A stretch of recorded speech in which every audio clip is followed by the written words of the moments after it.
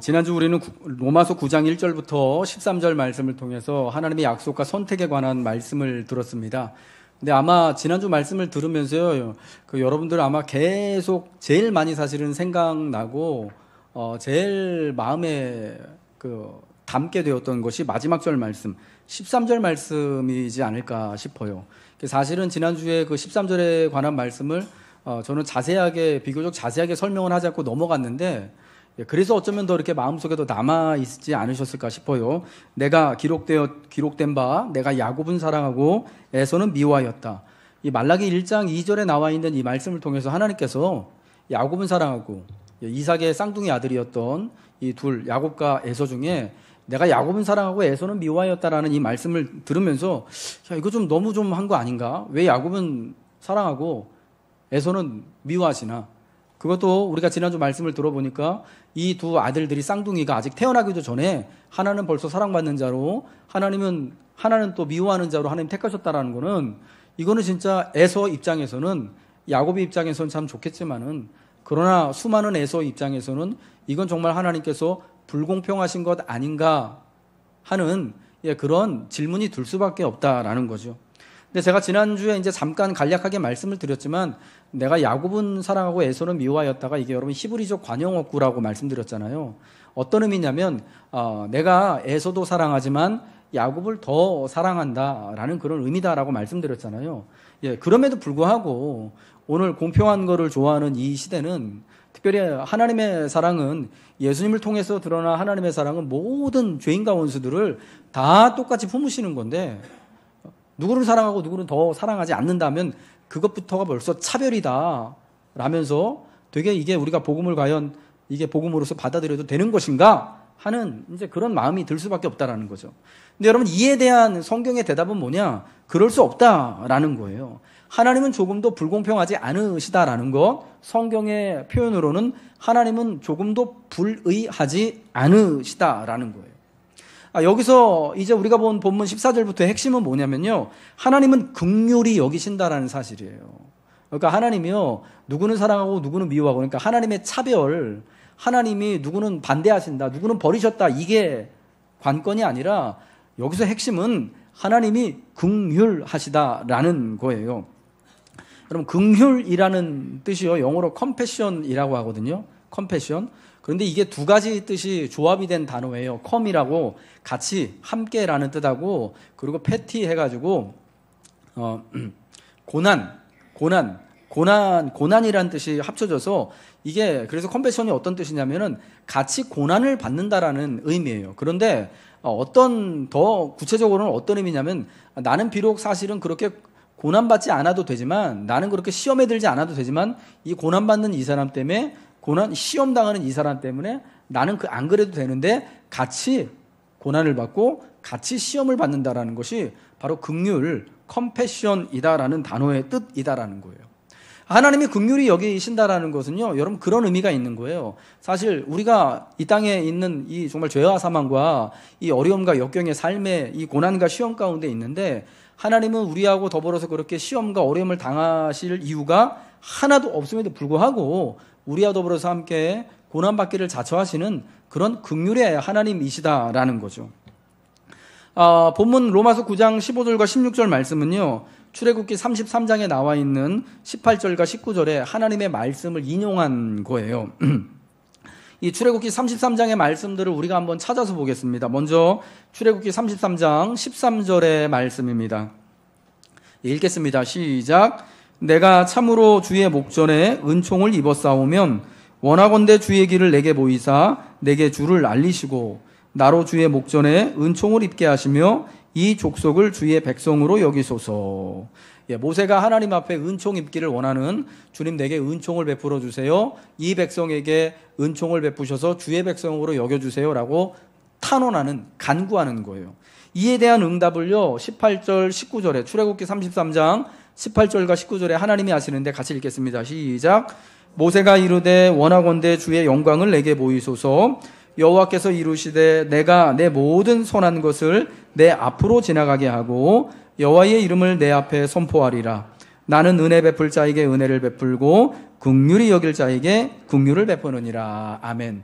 예, 모세에 대한 이 은혜를 베풀어 주세요. 주의 영광을 내게 보여주옵소서라는 모세의 요청에 대해서 하나님이요, 나는 은혜 베풀 자에게 은혜를 베풀고 긍휼히 여길 자를 긍휼히 여긴다. 긍휼을 베푸느니라 라고 답하십니다. 이 출애굽기 33장의 말씀은요, 어떤 거냐면 하나님의 은총, 그러니까 하나님이 은혜 베풀 자에게는 은혜를 베풀고 긍휼히 여길 자에게 긍휼을 베푸신다는 하나님의 은혜와 긍휼을 강조하는 거예요.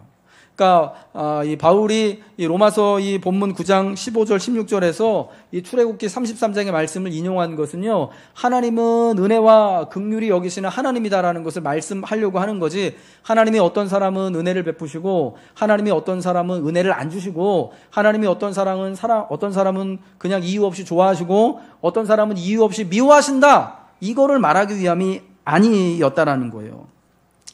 운명론자들이 이야기하는 것처럼 은혜에 반대되는, 어떤 사람은 저주도 받고 하나님께 저주도 받고 버림도 받고 유기도 되어졌다라는 것과 같은 것은 찾아볼 수 없어요. 이 로마서 9장에는요, 우리 기독교에서 우리가 이제 장로교 전통에 속해 있는 예정론이라는 것이 나오게 돼요. 하나님의 선택, 하나님이 택하신 백성들을 부르셨다, 택하신 자들을 구원하셨다. 그런데 이 예정론을요, 잘못 보게 되어지면 어디까지 가냐? 그럼 하나님이 택하신 사람들이 있다면은 하나님께서 버린 사람들, 유기한 사람들도 있네? 하나님이 사랑한 야곱 같은 사람들이 있다면 하나님이 사랑하지 않은 에서 같은 사람들도 있네? 여러분, 이렇게 가게 되는 거예요. 그런데 우리가 주의해야 되는 건 뭐냐면, 우리 장로교 전통에서 말하는 예정론은요, 그런 게 아니라 어떤 한 사람이 인생을 이렇게 오랜 세월 동안 하나님을 섬기며 살다가 드디어 이제 하나님이 부르신 그 마지막 순간에 딱 가게 됐을 때 자기의 지나온 인생을 이렇게 잘 뒤돌아보니까 정말 여러 가지 많은 일들이 있었어요. 삶의 우여곡절과 굴곡들이 있었고 신앙에 대해서도 시험과 위기가 너무나 많았는데, 그럼에도 불구하고 지금까지 하나님이 내가 하나님을 믿을 수 있도록, 하나님을 믿으면 이 믿음을 따라 살아올 수 있도록 지켜주신 것을 깨닫게 되는 거예요. 그런 것을 통해 보니까 하나님이 내가 태어나기도 전에 이미 만세 전에 나를 하나님께서 구원하시기로, 하나님의 백성 삼아 주시기로, 은혜 베푸시기로 작정하신 거구나라는 것을 먼 훗날에, 여러분 그때에 가서야 비로소 알게 되는 것, 이게 여러분 우리 장로교 전통에 있는 예정론이다라는 거예요. 그런데 이 예정론을 제대로 이제 하나님의 예정론, 그러니까 우리가 말하는 예정론, 성경에서 말하는 선택을 그릇 이해하게 되면요, 운명론으로 빠지게 되는 거예요. 여러분, 운명론이 뭐냐면요, 요즘 우리 시대 가운데 유행하고 있는 수저론 있잖아요. 수저 계급론. 그게 운명론인 거예요. 쟤는 금숟가락 물고 태어났기 때문에 잘 사는 거야, 잘 되는 거야. 나는 흙수저 물고 태어나서 아무리 노력해도 그냥 그게 고생일 뿐이지 뭔가 안 돼. 이게 여러분 운명론이에요. 오늘 우리 시대 운명론. 근데 이 운명론은요, 그냥 나는 버려졌기 때문에, 나는 아무것도 아니기 때문에 더 이상 해볼 필요 없어 라는 거하고 똑같은 거예요. 그러니까 이 하나님의 구원에 있어서도 잘못된 운명론을 가지고 있으면은 어떻게 되어지냐면, 은혜 베풀 자에게 은혜 베풀고 긍휼히 여길 자에게 이 긍휼히 여기시는 하나님이니까 우리가 더 이상 전도할 필요도 없고 하나님께 은혜 달라고 사실은 간절히 기도할 필요도 없게 되는 거예요. 왜? 원래 하나님께서 나한테 은혜 베푸시고 내가 기도 안 해도 은혜를 주시고 긍휼히 여겨주실 거니까 내가 기도할 필요가 있나? 원래 하나님께서 택하신 자들은 다 하나님께서 구원해 내시니까 우리가 힘들어서 전도할 필요가 있나? 우리가 돈 내서 저 멀리까지 선교할 필요가 있나? 여러분, 이렇게 되는 거예요. 예, 그런데 여러분, 그게 그렇지가 않아요. 하나님은 그러한 운명론을 성경이 말하는 게 아니라 그냥 하나님의 은혜와 긍휼, 얼마나 하나님이 은혜 베푸시기를 기뻐하시고 긍휼히 여기시기를, 긍휼 베푸시기를, 불쌍히 여기시기를 기뻐하신지를 말씀하고 있는 거예요. 예, 오늘 이 본문에서도요, 이 본문 출애굽기 말씀을 통하여서 우리에게 알려주신 하나님은 어떤 분이냐? 하나님은 은혜로우시고 긍휼이 넘치시는 분이다라는 거예요. 그런데 하나님은 은혜로우시고 긍휼을 베푸시는 분이지만 그 은혜 베품을 받는 우리들, 그 긍휼히 여기심을 받는 자들은 사실 은혜를 받기에 긍휼히 여김을 받을 만한 것이 아무것도 없는, 사실은 자격 없는 사람들이다라는 거예요. 이 출애굽기 33장에 여러분 배경 잘 아시잖아요. 모세가 하나님을 만나고 하나님께서 주시는 그 계명의 말씀들을 받기 위하여서 시내산 꼭대기에 올라가 있을 때예요. 그래서 거기서 40일 밤낮으로 금식하면서 하나님을 대면하고 하나님의 말씀을 받고 있었을 때예요. 그때 여러분 이 산 아래에 있는 백성들, 아론을 위시한 백성들은 뭐 하고 있었습니까? 40일이 지나도록 모세가 내려오지 않아요. 더군다나 그 시내산 꼭대기에요. 하나님의 이제 임재의 상징인 그 빽빽한 그 검은 구름들과 여기저기 막 천둥과 번개가 막 뻥뻥 치고 이러니까 여러분 그것만 보면 무섭잖아요. 예. 우리는 이게 하나님의 임재의 상징인 천둥이 내리고 그 구름이 빽빽하게 임하고 이게 하나님의 임재의 상징임을 성경을 통해 배우지만 막 딱 그런 상황을 맞닥뜨리게 되는 여러분 그때 그 백성들 얼마나 무섭고 두려웠겠습니까? 예. 저기서 뭔가 무슨 일이 나도 일어나고 있나 보다 싶었겠죠. 게다가 모세가 나이가 80이 넘었어요. 80살이에요. 그때 이 할아버지 모세가 40일 동안이나 소식이 없이 끊어져서 저 위에 있다라는 거는 이제 곧 죽었구나라고 생각하면서 아론을 찾아와서 뭐라고 그럽니까? 와, 이 모세는 어떻게 됐는지 우리가 알지 못하니까 우리를 위하여서 우리 신을 만들자 해가지고 금송아지 우상을 만들었습니다. 그래서 아론과 백성들이 뭐하고 있었습니까? 모세가 이제 40일 끝나고 나서 이 하나님의 두 돌판을 양쪽에다가 이렇게 딱 차고 내려왔는데 밑에서 보니까 금송아지 만들고 백성들이 그 둘레를 삥삥 돌면서 우상 숭배하고 뛰놀고 있었잖아요. 여러분 그게 너무 화가 난 모세가 어떻게 합니까? 레위 사람들과 더불어서 그 우상 숭배에 참여한 그 우상 숭배자 그 백성들을 다 죽이잖아요. 자기 형제가 형제를 죽이고 부모가 자식을 죽이는 여러분 그런 끔찍한 일이요. 이 우상 숭배 일을 인하여서 일어나게 된 거예요. 그 이후에 모세가 하나님 앞에 간구한 거예요. 하나님 이 백성들이 이렇게 끔찍한 일을 저질렀지만은 하나님 그래도 우리를 긍휼히 여겨달라고. 하나님 그래도 우리를 은혜 베풀어 주시고 주님의 백성 삼아 주세요. 우리를 제발 멸하지 마시고. 여러분 이에 대한 하나님의 응답이 나는 은혜를 베풀 자에게 은혜를 베풀고 긍휼히 여길 자에게 긍휼을 베푼다라는 말이에요. 하나님은 멸망하기로 사실은 자격이 하나도 없는 무자격자들이지만 그래도 은혜 주시기로 그래도 긍휼을 베푸시기로 하나님이 하신다라는 거예요. 뉴욕 리디머 교회의 팀 켈러 목사님이요. 그래서 이 긍휼이라는 말에 대해서 이렇게 설명을 했어요. 이 긍휼이라는 말에는 의무라는 의미가, 그러니까 의무, 꼭 반드시 이렇게 해야 한다라는 그런 의미가 전혀 포함되어져 있지 않다라는 거예요. 그래서 따라서 긍휼이 불공평하다고 말하는 것은 하나님께는 모든 사람에게 갚아야 할 빚이 있다고 말하는 것과 같다고 설명을 했어요. 이 긍휼은 분에 넘치는 것을 받는 것을 의미하고요. 그것은 베푸는 사람의 전적인 자유에 달려 있다라는 거예요. 하나님은 누구에게도요 사실 구원을 빚지지 않았어요.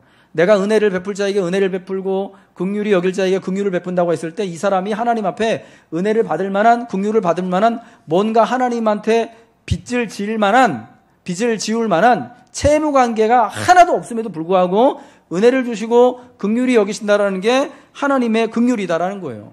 그러니까 모든 사람에게 긍휼을 베푸든 아니면 일부에게만 긍휼을 베풀든 아니면 아무에게도 긍휼을 베풀지 않든 그것은 하나님의 전적인 자유다라는 겁니다. 여러분 그럼에도 불구하고 은혜를 베풀 자가 은혜를 누리고 긍휼히 여김을 받을 자가 긍휼히 여김을 받게 되는 것이 이건 여러분 너무나 기쁘고 너무나 감사한 일 아니겠습니까? 더군다나 성경을 보면 하나님의 이 은혜와 긍휼을 받게 되는 사람들이요 점점 더 이렇게 확장되어지는 거예요. 처음에는 모세, 그 다음에 그 시내산에 모여있던 불순종했던 그 이스라엘 백성들이었는데 그러다가 점점 그들의 자손까지, 그들의 자손의 자손까지, 그리고 이제 그들 이웃에 살고 있던 이방인들까지 이렇게 점점 넓어졌다가 이제 여러분 그리스도 예수로 말미암아 여러분 우리까지.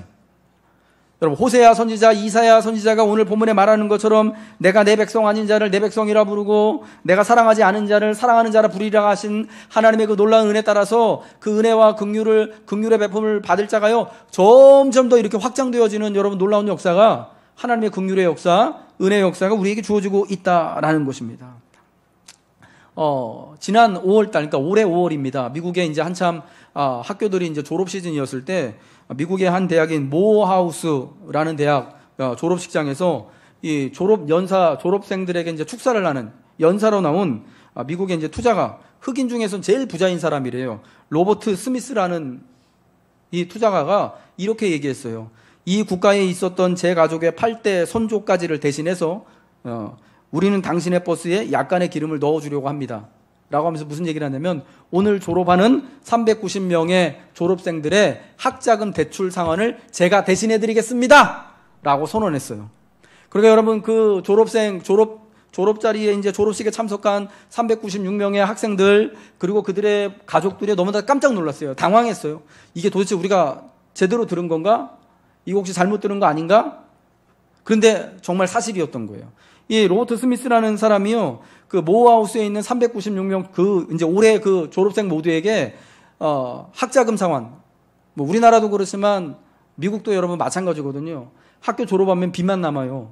예, 다 요즘에 뭐 우리나라도 웬만한 집안 가정들 아니면은 아이들 학교 들어가면 다 학자금 대출 받아가지고 4년씩 혹은 그 이상씩 공부하지 않습니까? 그리고 졸업한 다음에 바로 대출금을 상환을 해야 되는데 이게 뭐 취직 문제도 있고 여러 가지 어려움이 걸려 있어가지고 사실은 우리 졸업하는 학생들이 졸업하자마자부터 위기가 이제 인생의 위기가 다가오게 되는 거잖아요. 여러분 이것이 너무 안타까워서 이분이 로버트 스미스라는 분이요, 이 학생들의 출발에 그 빚을 탕감해 주려고 그 출발을 가볍게 해주기 위해서 396명 빚을, 그러니까 이제 학자금 대출을 자기가 다 상환해 주겠다고 한 거예요. 여러분 이게 그날 그 졸업식에서 선포되어지고 그날로 이제 막 방송으로 TV로 이제 다 나오게 되었습니다. 이분이 대신 이 396명의 졸업생 대신 갚아줘야 될 그 상환해야 될 대출금이 얼마냐면요, 약 4천만 불이래요. 4천만 불. 별로 안 놀라시네. 4천만 원 아니고 4천만 불이요. 400억. 420억 정도 되는 돈이에요. 그러니까 한 사람당 거의 10만 불씩 빚을 지고 졸업을 하는 거예요. 아마 그거 저도 잠깐 이제 미국에서 살아봤지만 10만 불 빚 지고 있으면요 평생 갚아도 못 갚아요. 사실은. 진짜 자기가 로또를 받든지 아니면 진짜 뭔가 진짜 갑자기 진짜 막 엄청난 그 행운이 있어가지고 뭐 갑자기 이제 진짜 막 투자한 게 막 이렇게 확 뛰든지 그러지 않으면 이게 못 갚는 돈이거든요. 10만 불이. 아무튼 이 4천만 불 이렇게 그 졸업생, 그 모어하우스 대학의 졸업생 396명을 위하여서 다 갚아줬습니다. 근데 여러분, 근데 사실 그때 이제 올해 5월, 6월에 미국에서 그리고 또 뭐 전 세계적으로 대학을 졸업한 학생들 중에 이렇게 대출금 상환 이제부터 갚아야 되는 학생들이 여러분 396명만 되겠습니까? 다른 학교 학생들은요. 이 소식을 듣고 옆에 있는 학교 학생들이요, 아니 그럼 너무한다. 그 사람들 396명만 입이고 우리는 입이 아니냐? 우리도 대출금 상환할 거 10만 불씩 20만 불씩 있는데 내 것도 좀 갚아줘야지 공정한 거 아니냐? 당신 참 불공평합니다. 라고 그 스미스 씨한테 여러분 그렇게 항의할 수 있나요? 내 빚도 좀 갚아주세요. 라고, 왜 내 빚은 안 갚아줍니까? 라고 여러분 이렇게 따질 수 있어요? 못 따지죠. 여러분 그거는 긍휼을 베풀 그 사람의 자유이기 때문에 그런 것 아니겠습니까? 예. 그 사람은 그렇게 해도 되고요, 안 해도 되는 거예요. 10명에게 장학금을 주든지 아니면 100명에게 주든지 그 이상에게 주든지 아니면 아무도 주지 않든지 간에 여러분 그건 그 사람의 전적인 자유이고 그게 의무가 아니라는 거예요. 그럼에도 불구하고 이런 일을 했다라는 거죠. 여러분 하나님의 긍휼하심과 하나님의 은혜는 그렇다라는 거예요. 하나님 우리 중에 396명만 구원해내든, 하나님은 그 옛날 이 많은 세상에 많은 민족과 나라가 있었지만 그 중에 꼴랑 유대인들 몇 명만 구원해내든, 아니면 정말 이사야 선지자가 말한 것처럼 그때 진짜 하나님의 백성이라고 말하는 유대인들이 겁나게 많았는데 그 중에 몇 명만, 이사야 선지자가 말한 것처럼 남은 자 몇 명만 하나님이 구원해내든, 그래서 그들을 통하여서 또한 새로운 하나님의 나라를 일궈 가든, 그건 여러분 하나님의 전적인 자유고 긍휼. 그래서 우리가 하나님 불의하시네요? 하나님 어쩜 그럴 수 있어요? 하나님 바로는 이렇게 강팍하게 하시고 하나님께서 이렇게 완악하게 하셨다면은 바로한테 너 나쁜 놈이야 라고 말할 이유가 없는 거네요? 라고 따질 수 없다라는 것이에요. 여러분 그럼 우리가 그러면 하나님 앞에 할 수 있는 게 뭐가 있을까요? 은혜와 긍휼이 전적으로 하나님의 뜻하심에 따라 되어진 거다라고 할 때, 하나님은 어차피 은혜 주시고 긍휼히 여길 자 알아서 주시니까 나는 아무것도 안 하고 있어야겠네? 여러분 이런 게 아니라 최소한 우리는 겸손한 마음과 정말 낮은 자세를 가지고 모세가 그러했던 것처럼 하나님 앞에, 하나님 우리에게 은총 베풀어 주세요. 하나님 주의 백성을 지켜주세요. 라고 그 은혜와 긍휼을 위하여서 겸손한 마음, 낮은 마음으로 하나님의 은혜 받기를 구하는 것, 그게 여러분 우리의 자세가 되어져야 한다라는 것입니다. 하나님의 목적은 은혜와 구원에 있습니다. 우리 한번 따라하겠습니다. 하나님의 목적은 은혜와 구원에 있습니다. 예. 하나님이 긍휼을 베푸시는 목적이 바로 구원에 있다라는 거예요. 어떤 사람들은요, 이 본문의 이야기를 보면서 개인들의 구원, 어떤 사람은 개인적으로 구원받고 어떤 사람은 개인적으로 버려지는구나, 이렇게 해석을 해요. 이렇게 바라봐요. 근데 여러분, 그런 이야기가 아니라 하나님의 긍휼하심으로 그분의 백성들이 된 하나님의 백성들, 이스라엘이라고 불리우는 하나님의 백성들 전체의 이야기, 하나님이 어떻게 그 백성들에게 은혜와 긍휼을 베푸시는, 어떻게 구원하시는 그 전체 공동체의 이야기다라는 거예요. 그래서 어떤 개개인이 선택을 받고 버림을 당하고, 어떤 개인이 구원을 받고, 어떤 사람은 그렇지 않고, 어떤 사람은 하나님이 긍휼히 여기시고, 어떤 사람은 바로와 같이 완악하게 하시고, 이게 중요한 것이 아니다라는 거예요. 예정론은, 하나님의 선택이라는 거는요, 자칫하면 운명론이 될 수 있어요. 사람들은 태어나기 전부터 구원받기로 결정됐고, 어떤 사람은 버림받기로 결정됐다. 그래서 하나님의 은혜에 대해서 우리로 하여금 적극적으로 반응하지 못하게 하는 폐단을 가지고 오게 되는 거죠. 어차피 은혜 받기로 결정된 사람이 있다면 우리가 뭐 이렇게 열심히 기도할 필요도 없고, 열심으로 이제 은혜 베풀어 달라고 수고할 필요도 없는 거지 뭐. 여러분, 이렇게 되고, 어차피 뭐 하나님께서 구원받을 사람 정해 놓으셨다면 우리가 이 더운데 나가가지고 땡볕에 전도할 이유가 뭐가 있냐, 욕 먹어가면서, 여러분, 이렇게 되는 거예요. 그런데 은혜에 대한 인간의 책임을 방기하는 것으로 이러한 운명론은요, 성경이 지지하는 것이 아니다라는 거예요. 오히려 오늘 본문이 말씀하고자 하는 바는, 하나님께서 비록 불순종하는 사람들이지만 구원의 계획을 추구하는 가운데 어떻게 이 불순종하는 하나님의 백성들을 어떻게 다루고 계신가에 대한 것을 말씀해 주고 있는 거예요.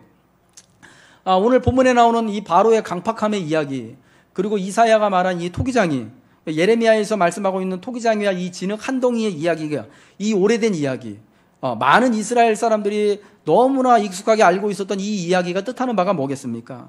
하나님께서 바로와 같은 자들은 버리셨다는 말씀일까요? 아니면 귀 쓸 그릇을 만든 것처럼 천이 쓸 그릇을 만들고 하나님이 그러한 것들은 갖다 버리신다라는 이야기일까요? 그런 게 아니라 바로의 강팍함을 통해서 이스라엘이 애국과 같이 자유가 없고 사망만 있는 세상에서 구원받게 되었음을 말씀하는 거예요. 오히려 바로의 강팍함을 통하여서 하나님이 은혜 베푸시고 긍휼히 여기시고 하나님의 구원하신 것이 온전히 이루어지고 있음을 선언하고 있는 거예요. 토기장의 진흙 이야기를 통해서 사실은 아무런 생명이 없는 진흙 한 덩이와 같은 우리들의 모습, 아니 모습 자체가 없는 그런 존재들이지만, 하나님께서 그 이 진흙 한 덩이를 가지고요, 어쩌면 이전에 다 망가져버린, 여러분, 그런 진짜 폐 처리해야 되는 그런 진흙일지도 모르지만, 하나님이 이렇게 요물조물 이렇게 잘 빚으셔가지고 하나님께서요, 재활용하시는, 새롭게 빚으시는, 여러분, 그러한 은혜의 하나님이시다라는 것을 말씀해 주고 있는 거예요. 그러니까 이게 어떤 말로는요, 하나님의 은혜가 항상 우위에 있다라는 거예요. 선택에 있어서는요, 언제나 하나님의 은혜만이 이렇게 정말 돋보이고 있다라는 거예요. 은혜와 진노의 균형이 아니라, 어떤 사람은 사랑하고 어떤 사람은 미워하고, 어떤 사람은 은혜 베풀시고 어떤 사람은 은혜 안 주시고, 어떤 사람은 택하시고 어떤 사람은 버리시고, 이게 여러분 되게 밸런스 있게 나오는 그런 게 아니라, 은혜가 편중된 불균형 가운데 이 땅에 이렇게 하나님의 은혜로 주어지고 있다라는 거예요. 진노보다 하나님의 은혜가 언제나 위에 있다라는 거예요. 하나님이 누구를 미워하시는 것보다 사랑하시는 게 훨씬 더 위에 있다라는 것을 말씀하는 거예요. 특별히 인간의 반항과 저항도 하나님의 긍휼에 둘러싸여져 있음을 말씀하고 있는 거예요. 바로의 강팍함을 통해 이스라엘이 구원을 누리고, 구원을 통해 하나님의 백성된 이스라엘 통해 이제는 그 바로의 후손들 있잖아요. 이 애굽에서 이 이스라엘 백성들을 이렇게 탄압하고 어떻게든지 계속해서 자기들의 종살이 하게 하고, 그것이 또 심지어 안 되면은 이제 다 죽이려고까지 했던, 홍해에서 수장시키려고 했던 그 강팍한 바로지만, 여러분, 지금은 이제 그 바로의 후손들도 그리스도 예수를 믿고 하나님의 자녀가 되어지는 자격을 얻고 그 은혜를 누리고 있는 거예요. 여러분, 이집트에 가면은요, 이집트가 대부분 다 모슬렘이에요. 이슬람 종교를 믿고 있습니다. 근데 그 중에요, 정말 일부긴 하지만 우리와 같은 교인들이 있습니다. 그리스도인들이 있습니다. 이집트 교회를요, 꼽딕 교회라고 그래요. 꼽딕 교회. 이게 옛날 고교회라는 그런 뜻이거든요. koptik교회가. 그러니까 옛날에 예수님이 이제 부활하고 승천하신 이후부터 이집트에까지 복음이 전해졌어요. 그래서 거기에 대한민국의 교회가 세워지기보다 훨씬 옛날부터요. 여러분 거기 교회가 있었던 거예요. 그 교회 이름이 koptik교회예요. 그런데 여러분 이 교회가 여러분 역사를 조금 이제 다 공부를 해보셔서 아시겠지만은 이슬람이요 쳐들어와가지고 이슬람이 이렇게 아프리카랑 이집트랑 다 휩쓴 다음에 다 이슬람화 됐잖아요. 예, 이집트도 그렇고 아시아 터키나 이런 지역도 그렇고 다 이슬람화 됐단 말이에요. 여러분 그래가지고 완전히 교회가 다 예수 믿는 신앙이 다 없어진 줄 알았어요. 북아프리카 이쪽에. 그런데 세월이 지나고 나서 보니까 다시 이제 기독교가 이제 나중에 십자군 원정 이런 거 해가지고 다시 그 지역에 가서 보니까 그리고 이제 종교개혁 끝난 다음에 근대화 시기에 그리고 이제 서구 유럽 사람들이 이제 식민지 만드는 그 19세기, 20세기 초에 가서 이집트 가서 보니까요. 거기다 모슬렘만 믿고 있을 줄 알았는데 예수 믿는 교회가 있는 거예요. 그래서 그 교회 이름을 koptik교회라고 지은 거예요. 야, 어떻게 이런 일이 일어날 수 있지? 여러분, 하나님의 은혜와 긍휼하심이 풍성하지 않으면 정말 일어날 수 없는 그 놀라운 그 기적의 역사가 사실은 바로의 후손들을 통하여서 지금도 여러분 일어나고 있는 거예요. 그 바로의 그 완악함과 강팍함을 이용해서 놀라운 구원의 역사를 하나님이 이루신 거예요. 이것이 하나님의 은혜이며 우리의 반항, 우리의 연약함과 우리의 사고를 뛰어넘는 하나님의 능력인 겁니다. 많은 분들이 지금 걱정하고 있죠. 우리 나라의 상황에 대해서. 지난 8월 2일 날 일본이 이제 2차 보복 조치를 했어요. 그래서 우리나라를 백색 국가에서 제외를 했습니다. 미국에서도 말리고 또 전 세계적으로 사실은 되게 걱정하고 있는 가운데 그 이제 결정을 결국은 하고 말았습니다. 여러분 저는 이 바로의 강팍함을요 사실은 일본의 그 아베 정권의 강팍함과 참 비슷하다라는 그런 생각이 들더라고요. 오늘 본문의 말씀을 들으면서. 그래서 사실은 희망이 생기고 기대가 생겨요. 굉장히 많은 분들이 걱정하고 있거든요. 오늘도 사실은 아마 우리 성도들 중에 지금 출근하신 분들 계셔요. 제가 알기로는. 그 회사가 지금 비상이라서 어려움이 있어가지고 주말에도 출근해야 되고 가서 일 봐야 되는 이런 일들이 여러분 일어나고 있거든요.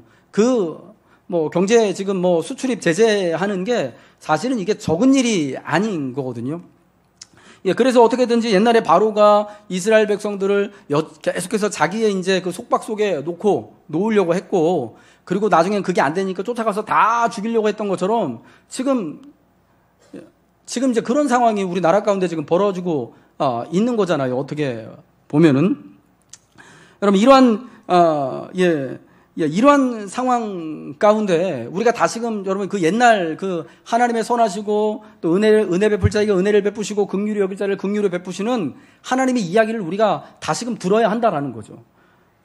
바로의 강팍함을 통하여서 하나님께서 놀라운 은혜와 구원의 역사를 이루셨던 것처럼 오늘 하나님이 여러분 그와 같은 똑같은 일을 동일한 일을 오늘 이 나라 민족을 위하여서 또 이 땅에 수많은 교회와 성도들을 위하여서 우리들을 위하여서 하나님이 해주실 거다라는 여러 그런 기대와 믿음을 가지고 우리가 또 하나님 앞에 간구해야 한다라는 것입니다.